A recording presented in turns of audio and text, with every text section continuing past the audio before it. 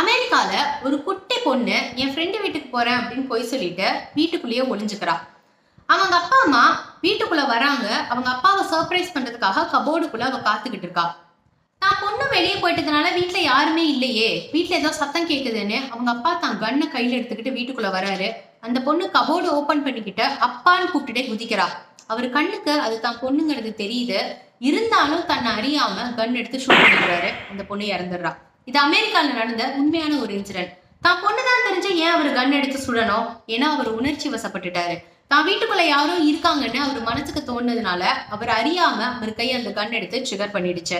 எதனால நம்ம உணர்ச்சி வசப்படுறோம்? உணர்ச்சி வசப்பட்டு நீங்க செய்யக்கூடிய ஒரு சின்ன விஷயம் உங்க வாழ்க்கையவே தலைகீழா மாத்தி போடும். இந்த உணர்ச்சி வசத்தை நீங்க எப்படி கட்டுப்படுத்துறதுங்கிறத பத்தி ரொம்பவே டீடைல்டா திரு சோமவல்லியப்பன் அவர்கள் இட்லியாக இருங்கள் அப்படிங்கிற இந்த புக்ல கொடுத்திருக்காரு. இந்த புக்கோட சம்மரிய நம்ம சேனல்ல நம்ம அப்லோட் பண்ணிருக்கோம். மறக்காம